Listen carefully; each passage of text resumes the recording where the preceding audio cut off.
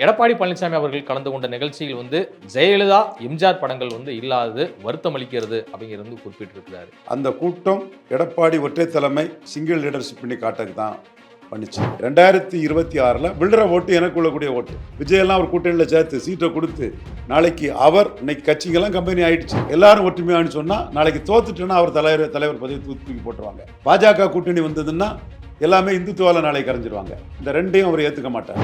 அதிமுகவுக்கு நம்ம எதிர்காலம் இருந்தாலும் நமக்கு எதிர்காலம் இருக்காது. 26க்கு மேலே வரக்கூடிய அதிமுக, எடப்பாடி பழனிசாமிக்கு அதிமுக. எடப்பாடி டைரக்டா பதில் சொல்லாம ஜெயக்குமார் மூலம் செங்கோட்டையனை சமாதானப்படுத்தும் முயற்சியில் இருக்கிறார். இல்லை, சமாதானப்படுத்தும் முயற்சி இல்லை. இப்போ செங்கோட்டையனுக்காக எடப்பாடி பழனிசாமி எப்படி ஜெயக்குமார் எதிர்ப்பாரு, பயப்பாரு, அதில் அவருக்கு என்ன லாபம் இருக்க முடியுது? புதிய நெருக்கடிக்கு உள்ளாகி இருக்கிறாரா எடப்பாடி? நெருக்கடிக்குள்ளா இருந்தாலும் அதை ஃபேஸ் பண்ணி தான் லீடர்னு காட்டத்தான் இருப்பார். காரணமாகத்தான் எம்ஜிஆர் ஜெயலலிதா போன்ற தலைவருடைய படங்கள் நிராகரிக்கப்படும். 100% அதுதான்.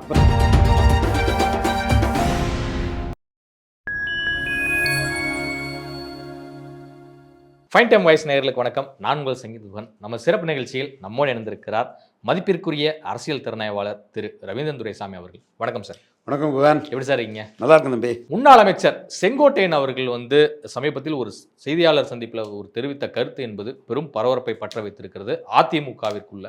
என்ன அப்படின்னா, எடப்பாடி பழனிசாமி அவர்கள் கலந்து கொண்ட நிகழ்ச்சியில் ஜெயலலிதா எம்ஜிஆர் படங்கள் இல்லாதது வருத்தம் அளிக்கிறது அப்படிங்கிறது குறிப்பிட்டிருக்கிறாரு. இந்த வருத்தத்தினுடைய பின்னணி என்ன? ஒரு போர்க்கொடியை உயர்த்தி இருக்கிறாரா செங்கோட்டையன்? ஒரு போர்க்கொடியை தான் உயர்த்தியிருக்கிறார். அவரோட பல அதிருப்திகளை எம்ஜிஆர் ஜெயலலிதா பேரில் காட்டுறாரு. அந்த கூட்டம் எடப்பாடி ஒற்றை தலைமை சிங்கிள் லீடர்ஷிப் பண்ணி காட்டக்கு தான் பண்ணிச்சு. எடப்பாடி விட்டுட்டு போக மாட்டார், லீடரு இந்த அறவைக்காடுகள்லாம் பேசுகிறாங்க இல்லையா, அந்த மாதிரிலாம் இல்லை. பட் நான் எடப்பாடி புல் டவுன் பண்ண நினைக்கிறேன், அது வேறு விஷயம். விவரம் தெரியாதவங்களை தான் அந்த வார்த்தையில் சொன்னேன். எடப்பாடி லீடர், அவர் ஃபைட் பண்ணுவார். நம்ம அந்த இடத்துக்குள்ளே எடப்பாடியை நான் குறைச்சி மதிப்பிடலை. அந்த அத்திக்கடவு அவினாஷ் திட்டம், விவசாயி, என்னோட இது கவுண்டர் கன்சால்டேஷன், இதெல்லாம் மையமாக வச்சு அதில் பலரும் அது பண்ணியிருந்தாலும் தான் அதை கொண்டு வந்தோன்னு காட்டுறதுக்காக எடப்பாடி பண்ணார். அதில் தன்னை மட்டுமே முன்னிறுத்தணுங்கிறதுக்காக ஜெயலலிதா எம்ஜிஆரையும் விட்டார். நான் லீடர் இங்கே, அதுதான் அதோட கான்செப்ட். இது நீங்கள் இதை மறைச்சிக்கிட்டு செங்கோட்டையன் இது சொல்லலைன்னா இது வெளியே வந்திருக்காது. அப்போது எடப்பாடிக்கு மூவே நம்ம அசஸ் பண்ணி கரெக்டாக பண்ணணும். 2026 விழுற ஓட்டு எனக்கு உள்ளக்கூடிய ஓட்டு. அவருக்கு எதிர்கால பல திட்டங்கள் இருக்கும். விஜயெல்லாம் ஒரு கூட்டணியில் சேர்த்து சீட்டை கொடுத்து நாளைக்கு அவர் இன்னைக்கு கட்சிகள்லாம் கம்பெனி ஆயிடுச்சு, இதுக்கு மேலே நம்ம சொல்ல வேண்டிய அவசியம் இல்லை. நம்ம விலைக்கு யார் பிடிச்சதை யார் விடுவா? அதுவும் ஒரு கவுண்டர் பிடிச்சதை விட்டுட்டு போவாரா? அப்போ அவர் தான் பிடிச்சதை தெளிவாக நின்று விட மாட்டேங்களான்னு நிற்பார். அவருக்கு ஃபஸ்ட்டு சான்ஸு எல்லாரும் ஒற்றுமையானு சொன்னால் நாளைக்கு தோத்துட்டுன்னா அவர் தலைவர் பதவி தூக்கி போட்டுருவாங்க. பாஜக கூட்டணி வந்ததுன்னா எல்லாமே இந்துத்துவால நாளை கரைஞ்சிருவாங்க. இந்த ரெண்டையும் அவர் ஏற்றுக்க மாட்டார். ஒரு சில இதுக்காக லைட்டாக பிஜேபி பற்றி பேசுவார், அடுத்த நாளே மறுத்துருவார். ஏன்னா அதெல்லாம் தெளிவான ஒரு அரசியல்வாதி. இப்போ செங்கோட்டையனுக்கு இது எடப்பாடிக்கு நிலைப்பாடு. இருக்கிற கட்சி எனக்கு நாளைக்கு மக்களவையில் 20% எடுத்துட்டேன், எனக்கு பணம் செலவழிக்காமல் நான் சட்டமன்றத்தில் நின்று எடுத்துகிற ஓட்டு என் ஓட்டு தான் நான் வச்சுக்கிட்டு அதை யாருக்கு நாளைக்கு அது ஹேண்ட் ஓவர் ஆகும் அவருக்குள்ள ஓட்டுங்கிறது நாளைக்குள்ள அரசியல். ஏன்னா இன்றைக்குள்ள இந்தியா ஃபுல்லாகவே இந்த அரசியல் தான் இருக்குது. அதிமுக சென்டிமெண்டெல்லாம் 2ஆம் பட்சம்தான். அவர் இன்னைக்கு எடப்பாடி ஒரு தலைவர்னு அவரை ப்ரொமோட் பண்ணதுக்கு வராரு. அதில் புரிஞ்சுக்கிட்டு செங்கோட்டையன் அவர் தலைவராக ப்ரொமோட் ஆகி இனிமே போகிறதுல நமக்கு லாபம் இல்லை. ஏற்கனவே செங்கோட்டையன் கோட்டை விட்ட இடம். செங்கோட்டையன், சிவி சண்முகம், கேபி முனுசாமி, நத்தம் விஸ்வநாதன் எல்லாருமே பன்னீர்செல்வத்தை ஒதுக்குறதுக்கு துணை போனது தான். பன்னீர்செல்வம் இருக்கிறதுல என்ன கட்டாயம் வந்துட்டு அவர் யாரை கவுத்தாரு? பன்னீர்செல்வம் விஷயத்தில் தான் எனக்கும் எடப்பாடிக்குமே சிக்கல் வந்தது. அவர் ஏதோ நான் ஒரு குறிப்பிட்ட முக்குலத்தோர் சமுதாயத்துக்கு எதிராட்டு சசிகலா அம்மையாரை எதிர்க்கிறேன், அதே மாதிரி நம்ம பன்னீருக்கு எதிராட்டும் நான் எதிர்ப்பேன்னு நினச்சாரு. நாம் நியாய உணர்வு உள்ளவங்க. சசிகலா அம்மையார் நமக்கு சம்மந்தம் இல்லை. ஐயா நடராஜனை எதிர்த்ததுக்கு எல்லா நியாயமும் இருக்குது. நியாயம் இருந்துன்னா நம்ம யாருனாலும் ஒரு ஒரு விஷயத்தில் நம்மக்கிட்ட ஒரு 50% மேலே நியாயம் இருந்தாலே போதும். இது நடராஜன் எதுக்கிறதுக்கு 100% நியாயம் இருந்தது. ஆனால் பன்னீர்செல்வம் அவரை தேவையில்லாமல் எதுக்கிறதுக்கு 1% நியாயம் கூட கிடையாது ஜாதி அடிப்படையில். அப்போ நம்ம பன்னீர்செல்வத்துக்கு கிடைச்சது அநீதிங்கிறத நாம் சொன்னோம். இதில் நாம் அந்த இடத்துக்குள்ளே இன்னும் எடப்பாடி ஃபைட் பண்ணிட்டு தான் இருக்கிறோம். பன்னீர்செல்வத்துக்கு கிடைத்தது அநீதிங்கிறது தான் பொதுமக்கள் எல்லாரோட பார்வை. அதில் ஜாதி கடந்த ஒரு பார்வை. இதில் எடப்பாடி பழனிசாமிக்கு நோக்கம் பன்னீர்செல்வம் இருந்தால் இது இரட்டை தலைமையாட்டே போயிட்டுருக்கோம். என்னைக்காவது ஒரு நாள் இந்த கட்சி வந்து 117 சீட்டுக்கு மேலே வந்துனா கூட எதிர்கட்சிக்காரன் நினச்சாம்னா பன்னீர்செல்வத்தை சீஃப் மினிஸ்டராக சொல்லிடலாம். இன்னொரு கட்சி நினச்சுன்னா பன்னீர்செல்வத்தை வச்சு கட்சியை உடைச்சிடலாம். அப்போ இந்த கட்சியை முழுமையாக பிடிச்சி நாம் பெரிய ஆளாகணும். பன்னீர்செல்வம் இருந்தால் பாஜக கூட்டணி சொல்லுவார். பாஜக கூட்டணி வேண்டாங்கிறதுக்காக தான் ஓபிஎஸ் கிட்டே அவர் போகிறாரு. இப்போ 20% போய் என்டிஏ 18 போன பிறகு எந்த ஒரு காம்ப்ரமைஸுக்கும் அவர் வரமாட்டார். நாம் அசம்பிளி எலெக்ஷன்னா 25க்கு மேலே வந்துடுவோம். அவரோட கணக்கு ப்ராக்டிக்கலான ஆள் தான் அவர். அப்போ அந்த 25க்கு மேலே வந்துக்கிட்டு அதுக்கு பிறகு 31 நம்மளோ நம்ம ஆளுங்களோ நாளைக்கு 31க்கு மேலே கூட பார்த்துக்கலாம். இப்போ நம்ம பிடியை விட்டுட்டு போகக்கூடாது. அப்போ நாம் வந்து நம்மளை ப்ரொமோட் பண்ணணும், நம்மளை ப்ரொஜெக்ட் பண்ணணும். அந்த ப்ரொஜெக்ஷனை அவர் ஆரம்பிச்சிட்டாரு. அதுக்கு வந்து செங்கோட்டையன் தனக்கு அதில் லாபம் இல்லைன்னு நினைக்கிறாரு. ஏற்கனவே செங்கோட்டையன் வந்து இதுக்குள்ளே வந்து அவர் லோல் பட்டு ஒன்றும் பண்ண முடியாமல் இவரோட பெரிய ஸ்ட்ரக்சரில் இருந்தவர். செங்கோட்டையனை பற்றி இன்னொன்று சொல்கிறேன். சசிகலா மேலே எதுக்குன்னு நாம் போய் கேட்குறோம், நம்ம டீம் போய் கேட்குறாங்க. ஏன்னா சசிகலா செங்கோட்டையன் வந்து தொண்டர்களின் ஒரு சுமை தாங்கியா தொண்டர்கள் மத்தியில் பெரிய அளவில் இருந்தவர் செங்கோட்டையன் தான். அப்போ நம்ம கேட்கும்போது அவர் வக்கீல், என்னால் அந்த கட்சி உடையது நான் விரும்பலை, நான் கட்சிக்கு விசுவாசமானவன், கட்சிக்கு ஒரு அவப்பேர் வரலாற்றில் என்னால் வர வேண்டியதில்லை, அம்மா தலைவர் வளர்த்த கட்சி. சசிகலா அம்மையார் வந்து அவருக்கு மந்திரி பதவி கட்சி பதவியும் கொடுத்துருக்காங்க. வேறு இன்னொரு சில திட்டங்களெல்லாம் சொன்னார். அது எப்படி கட்சியை கொண்டு போகணும் பல திட்டங்களெல்லாம் சொன்னார். அது இப்போ வெளிப்படையாக நான் சொல்ல விரும்பலை. ஸோ அவர் கட்சி உடையக்கூடாதுன்னு நினைக்கிறவர். இன்னும் ஒரு அரசியல் ரீதியாக பார்த்தா அந்த கட்டத்தில் அதிகாரத்தை நோக்கி தான் அந்த கட்சி இருக்கும். அப்போ அதிகாரம் சசிகலா இருக்கும்போது சசிகலாவை எல்லாருமே ஏற்றுக்கிட்டாங்க. அப்போ இவரும் சசிகலாவை எதிர்த்து ஃபைட் பண்ணிடக்கூடாது, எங்கள் டீம் வந்து இவரை ஃபைட்டிங் ஆட்டு கொண்டு நிறுத்திடக்கூடாதுங்கும் போது நடராஜன் போன்றவங்கெல்லாம் அவங்க மிகப்பெரிய புத்திசாலிங்க. யாரெல்லாம் எதிர்ப்பாங்களோ அவங்களெல்லாம் காம்ப்ரமைஸ் பண்ணு, சைத துரைசாமியை காம்ப்ரமைஸ் பண்ணு, செங்கோட்டையனை காம்ப்ரமைஸ் பண்ணுன்னு எதிர்க்கக்கூடியவங்களை காம்ப்ரமைஸ் பண்ணுறதுல தான் குறியாக இருந்தாங்க. அதில் செங்கோட்டையனை காம்ப்ரமைஸ் பண்ணாங்க. செங்கோட்டையனும் கட்சி கட்டுப்பாடு நான் நிற்கிறேன், கட்சி விசுவாசம் நிற்கிறேன்னு அவர் நின்னார். அவருக்கும் வந்து கட்சி பதவியும் ஒரு அமைச்சர் பதவியும் ஜெயலலிதா தூக்கி போட்ட ஜெயலலிதா செங்கோட்டையனை கவுத்துருவாங்கன்னு தான் தூக்கி போட்டாங்க.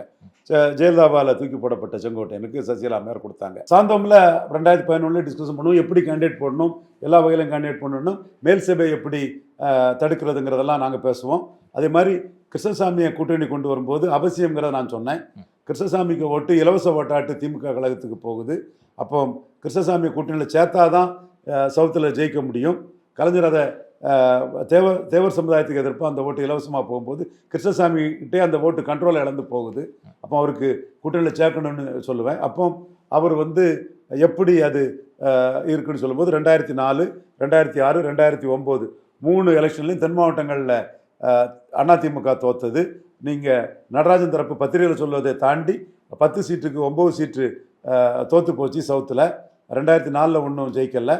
எல்லா இதையுமே வந்து நாம் 6 சவுத்தில் உள்ள சீட்டில் தான் திமுகவே ஆட்சிக்கு வரது காரணம். பட் நடராஜன் வேறு மாதிரி கார்த்திகை சேக்கலனால தோற்று போச்சுன்னெலாம் அவர் பரப்பி உள்ள வச்சுருப்பார். அதுக்கு எதிரான ஒரு அரசியலையும் நாம் வந்து செங்கோட்டையன்ட்ட சொல்லிகிட்டு இருப்போம்.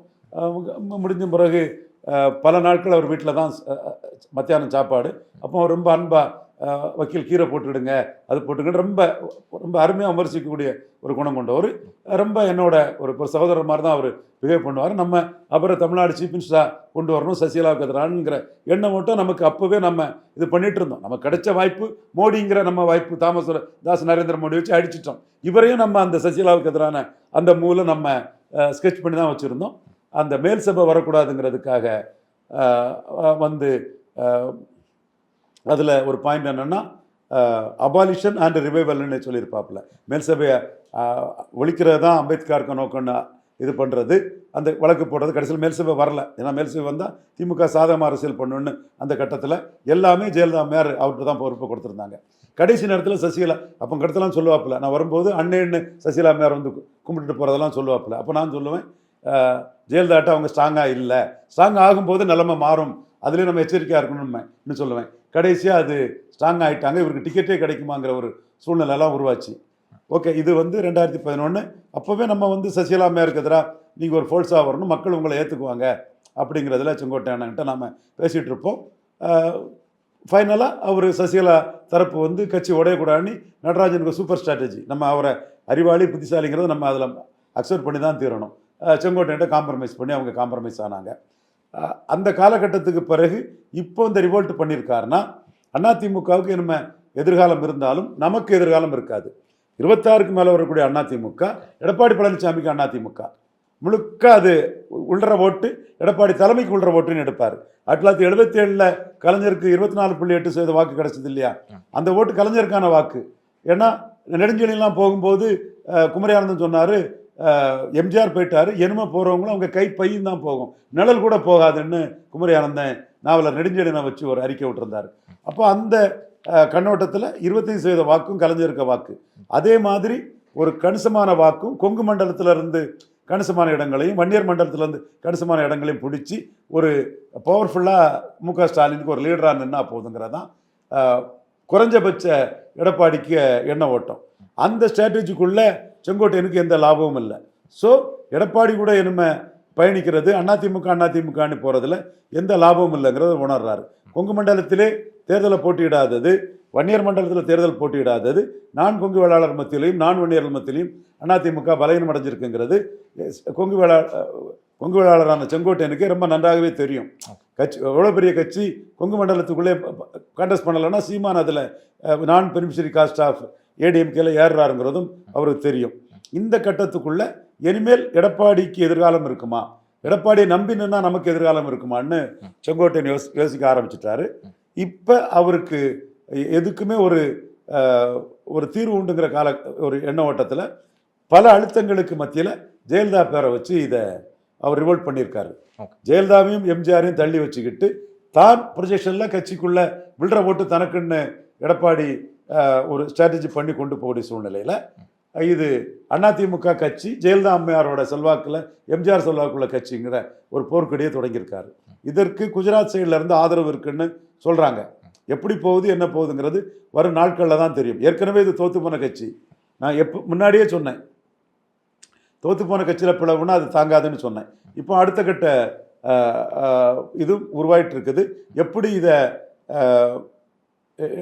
எடப்பாடி சமாளிக்க போகிறாரு, எப்படி இதை செங்கோட்டையை மேலே கொண்டு போகிறாருங்கிறது பார்க்கணும். நாம் ஊடகத்தில் பரபரப்புக்காக பேசுகிற மாதிரி அதிகபட்சமாக நாம் சொல்கிறது நாளைக்கு தப்பாக போயிடக்கூடாது, கிரெடிபிலிட்டி இருக்கணும்னு பேசக்கூடியவன். இது செங்கோட்டையனுக்கு தெரியும், எடப்பாடி பழனிசாமிக்கு தெரியும், தமிழ்நாட்டுக்கு எனக்கு தெரியும். ஆவுன்னு நான் பேச தயாராக இல்லை. இதுதான் ரியல் பொலிட்டிக்ஸில் போயிட்டு இருக்குது. ஆனால் முன்னாள் அமைச்சர் ஜெயக்குமார் அவர்கள் என்ன சொல்லியிருக்கிறாரு அப்படின்னா, செய்தியாளர் சந்திப்பில் செங்கோட்டையன் அது மாதிரி சொல்லியிருக்கிறாரு. ஆனால் அவர் விழாவை புறக்கணிக்கல, நான் வேணும்னு புறக்கணிக்கலன்னு சொல்லியிருக்கிறாரு.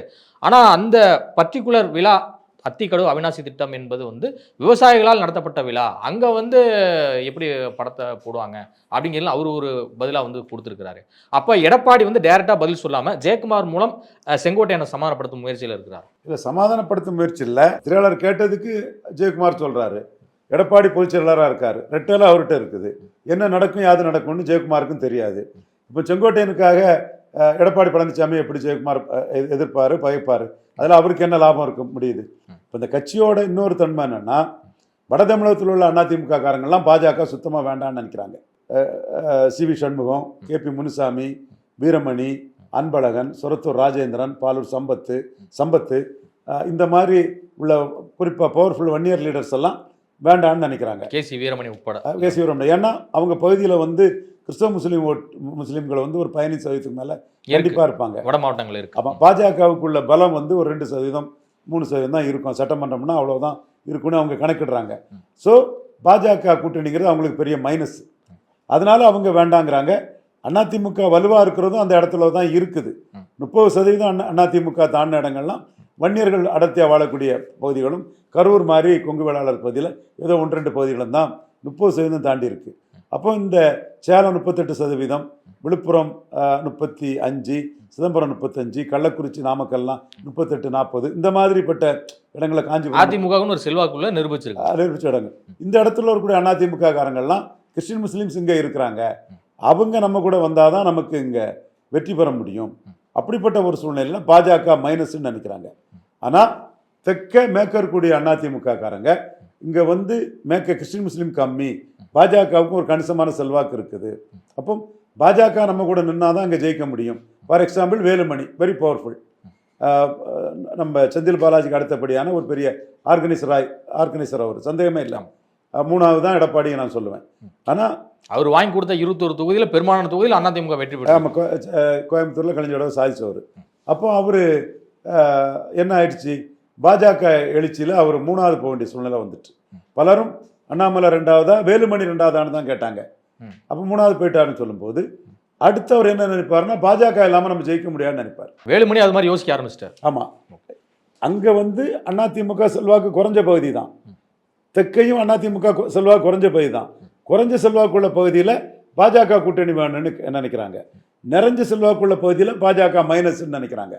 அப்போ இந்த கட்டத்துக்குள்ள அண்ணாமலை தான் பாஜக 31 தான் பாஜக முதல்வராகுவதற்கும் மோடி 29 பிரதமராக சீட்டு வர்றதுக்கும் எடப்பாடியை பலகீனப்படுத்துறது தான் பெட்டருங்கிற ஒரு வீகத்தில் தான் அண்ணாமலை போறாரு. திராவிட கட்சியோட கூட்டணி போனால் 2% போயிடும் பாஜகங்கிறாரு. ஸோ இது ஒரு இடியாப்ப சிக்கல் வருது. தன் லீடர்ஷிப்புக்காக ஃபியூச்சருக்காக பாஜகவோட கூட்டணி இல்லைன்னு நிற்கிறாரு எடப்பாடி பழனிசாமி. திராவிட கட்சிகளோட கூட்டணி போனால் 2% போயிடும் இன்னும் அண்ணாமலை நிற்கிறாரு. அண்ணாமலை சீமான் இதில் ஸ்கோர் பண்ணிட்டு போயிடுவார். நாம் நிற்காததே தவறு. என்டிஏ ஓட்டில் பெருமளவு ஒரே குட்டையில் ஊறிய மட்டையில் காமராஜ் சொன்னதை வச்சு நாம் திராவிட கட்சியோட கூட்டணி போகலைன்னா சீமான் ஹெவியாக அதில் ஏறிடுவார். ஸோ நாம் கூட்டணி போகக்கூடாதுங்கிறத அண்ணாமலையும் சொல்கிறாரு. அப்போ இதுக்கெல்லாம் எப்படி தீர்வு வரப்போகுது, தங்களோட அரசியல் எதிர்காலம் என்னங்கிறது ஒவ்வொருத்தரும் தங்களோட தளத்திலிருந்து ஃபீச்சர்லேருந்து பார்க்குறாங்க. மற்ற நம்ம வந்து யதார்த்தமாக தான் நான் பேசுகிறேன். அப்போ இந்த இடத்துக்குள்ள எடப்பாடி தன்னுடைய ஃபீச்சர், கட்சி தன்னுடைய ஃபீச்சரை பார்க்குறாரு, வேலுமணி தன்னோட ஃபீச்சரை பார்க்குறாரு, செங்கோட்டையன் தன்னோட ஃபீச்சரை பார்க்குறாரு, அதையும் தாண்டி சிவி சண்முகம் போன்றவங்களும் தங்கள் ஃபீச்சரை பார்க்குறாங்க. இதில் ஒரு தரப்பு ரெட்டலை எடப்பாடிட்டு இருக்குது, கட்சி அலுவலகம் எடப்பாடி இருக்குது, கட்சி கொடி எடப்பாடிட்டு இருக்குங்கிறனால எடப்பாடி கூட நிற்கிறாங்க. எடப்பாடி இந்த எலெக்ஷன் 2026 தான் முழுமையான லீடருங்கிறதுக்காக தான் நடத்த போகிறாரு. அவர் நான் ஏற்கனவே சொல்லிட்டேன், புதிய நெருக்கடிக்கு உள்ளாக இருக்கிறாரா எடப்பாடி? நெருக்கடிக்கு உள்ளா இருந்தாலும் அதை ஃபேஸ் பண்ணி தான் லீடர்னு காட்ட தான் நிற்பார். எய்தர் எடப்பாடி யார் எலெக்ஷன் நான் தான் சொன்னேன், கவுண்டர் பண்ணுவார்னு தான் சொன்னேன், கருணாநிதி ஜெயலலிதா மாதிரி ஒரு தலைவராக இருப்பார்னு தான் நான் சொன்னேன். ஸோ அதன் காரணமாகத்தான் எம்ஜிஆர் ஜெயலலிதா போன்ற தலைவருடைய படங்கள் வந்து நிராகரிக்கப்படும். 100% அதுதான். இப்போ தான் தலைவருங்கிறது ஒற்றை தலைமைங்கிறத நோக்கி அடுத்த கட்டத்துக்கு போறாரு. இதில் வந்து பிடிய எடப்பாடி கையில் விட்டுட்டு பரிதை வைக்கிறது செங்கோட்டையன், தங்கமணி, வேலுமணி, சிவி சண்முகம், ஜெயக்குமார், தளவாய் சுந்தரம், நம்ம ஒரு தளவாய் சுந்தரம், இவங்கெல்லாம் பன்னீர்செல்வத்தை காலி பண்ணுறோன்னு நினச்சி தங்கள் பிடியை விட்டுட்டாங்க. நான் அப்போவே சொன்னேன், ஒற்றை தலைமையானா உங்களுக்கெல்லாம் பிடி போயிடும்னு நான் சொல்லியிருப்பேன். நான் ஒரு இலை எடப்பாடி ஒரு இலை பன்னீர்செல்வம்னு சொல்லும்போது ஒற்றை 2 பேரும் இருந்தாங்கன்னா செங்கோட்டையன் மேலே நடவடிக்கை எடுத்துட முடியாது, தளவாய் மேலே நடவடிக்கை எடுத்துட முடியாது. இப்போ ஒருத்தருனால ஜெயலலிதா மாதிரி அவர் இஷ்டம் போல நடவடிக்கை எடுக்கல, ஆனால் ஜெயலலிதா மாதிரி நாளைக்கு நடவடிக்கை எடுக்கக்கூடிய அளவுக்கு கட்சியில் அவர் தன்னை நிலைநாட்டத்துக்கு முயற்சி பண்ணுறாரு. ஏன்னா அவருக்கு எண்ணம் ஓட்டம் அதுதான், அரசியல் அதுதான். நான் எல்லாரும் ஜெயலலிதா நியாயம் இது அநியாயம்லாம் சொல்ல வரல. அன்றைக்கே நான் சில விஷயங்களை பேசும்போது தெளிவாகவே தரவுகள் அடிப்படையில் பேசியிருப்பேன். இப்பவும் அவர் வந்து தன்னை அசெட் பண்ணி 2026 அதிமுக ஓட்டு தன்னோட ஓட்டுன்னு தான் போவார். அதனால தான் நான் இந்த விஜய் இவருக்கெல்லாம் சீட்டு கொடுக்கலாம் சொல்லும்போது யாரும் அதெல்லாம் தங்களோட இதை விட மாட்டாங்க. விஜயெல்லாம் சீட்டை கொடுத்துக்கிட்டு விஜயை வளர்த்து விட்டுக்கிட்டு அவருடைய எதிர்கால அதிமுக நோக்கத்தை காலி பண்ணதுக்கெல்லாம் அவர் இது பண்ண மாட்டார். விஜய் ஒரு கண்ட்ரோலில் வச்சு ஒரு சீட்டை கொடுப்பாரே தவிர மற்றபடி வளர்த்து விடுற மாதிரிலாம் சீட்டு கொடுக்க மாட்டாருங்கிறதெல்லாம் ஆணித்தரமாக நான் சொல்கிறதுக்கு காரணமாக அதுதான். ஏற்கனவே அதிமுகவில் சசிகலா அவர்களுக்கும் இபிஎஸ் அவர்களுக்கும் ஒரு பனிப்போர் நிகழ்ந்த போது ஒரு கழகம் வெடித்தது. அவர் டிடிவி தினகரன் தனி கட்சி கண்டார். அப்புறம் ஓபிஎஸ் இபிஎஸ் சண்டையில் பிரிஞ்சு போனாங்க. இது மாதிரி பல கழகங்கள் வந்து நடந்துக்கிட்டே இருக்கு. இந்த கழகம் என்பது இப்போ வெடித்திருக்கிற கழகமும் நன்மையில் போய் முடிய போகிறதா, இல்லை அதிமுகவுக்கு ஒரு பின் விளைவுகளை தான் ஏற்படுத்த போகிறதா? அதிமுக சென்டிமெண்ட்டில் உள்ளவங்க நன்மையில் முடியும், மீண்டும் அதிமுக ஒன்றிணையும், பாஜக அதுக்கு வேலை பார்க்கணும்னு நினைக்கிறாங்க. அதெல்லாம் இல்லை. அதிமுக இதில் வந்து ஒவ்வொருத்தரும் தங்களுடைய எதிர்காலத்தை என்னென்ன ரூட்டில் உறுதி செய்யணுமோ அதே மாதிரி தங்களோட பகுதிக்கு தக்கன ஒரு உறுதி செய்வாங்க. அதிமுக அன்னைக்கு பலமாக இருக்கக்கூடிய இடத்துல பாஜக செல்வாக்குள்ள இடத்துல இருக்கவங்க எடப்பாடி கூட தான் நிற்பாங்க. அது வடதமிழ வன்னியர் 10.5 சென்டிமெண்ட் இதெல்லாம் வன்னியர் நிற்பாங்க. கொங்கு வேளாளர்களில் டிவிஷன் வந்துட்டு அண்ணாமலை கொங்கு வேளாளர் மத்தியில் உள்ளே ஏறிட்டார். கோயம்புத்தூரில் 3வது தள்ளிட்டார், நீலகிரியில் 3வது போயிட்டாங்க. மற்ற இடங்கள்லையும் கொஞ்சம் நாமக்கல் அதிமுக ஏறிட்டு, கரூர் அதிமுக ஏறிட்டு, கொங்கு பெல்ட்டிலே டோட்டலாக அதிமுக தான் ஏறி நிற்கு. நம்ம தவறான தகவல் சொல்லக்கூடாது. சவுத்தில் அதிமுக வாஷ் அவுட் ஆகி நிற்குது, பெருசாக ஒன்றும் இல்லை. ஸோ அந்தந்த ஏரியாவில் அந்தந்த பகுதியில் இருக்கவங்க வந்து அவர்களோட எதிர்காலத்துக்கு தக்க ஒரு முடிவை தான் நாளைக்கு எடுப்பாங்க. இது எப்படி வரப்போகுதுங்கிற நம்ம பார்க்கணும். இப்போ செங்கோட்டையன் தலைமையில் ஒரு அணி திரள் எதுவும் வாய்ப்பு இருக்கா? ஏன்னா கோகுல இந்திராவும் வந்து கட்சியினர் எனக்கு மதிப்பு கொடுக்கறது இல்லை, மரியாதை கொடுக்கறது இல்லை, இதை எடப்பாடி பழனிசாமியோடமே நான் தெரிவிக்க போகிறேன் அப்படிங்கலாம் குறிப்பிடுறாங்க. இன்னொரு பக்கம் செல்லூர் ராஜ் வந்து தென் மாவட்டங்களில் சில இடங்களில் பூத் கமிட்டி கூட போடுறதுக்கான ஆட்கள் குறைவாக இருக்குது அப்படிங்கிற இதில் வந்து சொல்கிறாரு. ஸோ அப்போ இது எல்லாமே வந்து இதை எப்படி ஹேண்டில் பண்ண போகிறாரு எடப்பாடி? செங்கோட்டன் தலைமையில் திரளக்கூடியவங்க பகுதி சார்ந்து தான் திரளுவாங்க, பெரிய நிர்வாகிகள் வரமாட்டாங்க அப்படிங்க. பகுதி சார்ந்த நிர்வாகிகள் தான் வருவாங்க. இப்போ தளவாய் சுந்தரம் செங்கோட்டையன் வந்து நாளைக்கு பிஜேபி கூட ஒரு அலையன்ஸ் வைப்பார்னா தளவாய் சுந்தரம் செங்கோட்டையன் கூட தான் இருப்பார். அவருக்கு பிஜேபி வேணும், பிஜேபி வேணும்னு நினைக்கக்கூடியவங்க செங்கோட்டையன் கூட நிற்பாங்க அந்த இடத்துக்குள்ள. அதே வேளையில் வட தமிழகத்தில் இருக்கக்கூடிய பாஜகவுக்கு செல்வாக்கு இல்லாத கிறிஸ்தவ முஸ்லீம் ஓட்டுகள் பாஜகவில் என் தலித் ஓட்டுகளை பாதிக்கும் இருக்கக்கூடிய சிவி சண்முகம், கேபி முனுசாமி, வீரமணி, இவர் வன்னியர் வீரமணி, அன்பழகன், எம்சி சம்பத், இது போன்றவங்க வந்து தங்கள் பகுதியில் பாஜகவுக்கு செல்வாக்கு குறைவு, ஆனால் கிறிஸ்தவ முஸ்லீம் ஜாஸ்தி இருக்காங்க, அவங்கெல்லாம் எடப்பாடி கூட தான் நிற்பாங்க. அதனால தான் நான் உடனே பரபரப்பு அது இதுன்னு எல்லாம் கண்ணை மூடிக்கிட்டு ஒரு பரபரப்புக்காக பேசுறதுக்கு நான் தயாரில்லை. நம்ம சொன்னால் நாளைக்கு சரியாக வரணும், அந்த அடிப்படையில் தான் நம்ம சொல்கிறோம். என்னோட அசஸ்மெண்ட் கரெக்டு தான். எடப்பாடி இதை கேட்டால் கூட நம்ம திட்டத்தை புரிஞ்சு வச்சிருக்கிறாரா ரவீந்திரன் துரைசாமின்னு உள்ளுக்குள்ளே பாராட்டுவார். இதுவரை உங்கள் பல்வேறு கருத்துக்களை எங்களோட பகிர்ந்தமைக்கு மிக்க நன்றி.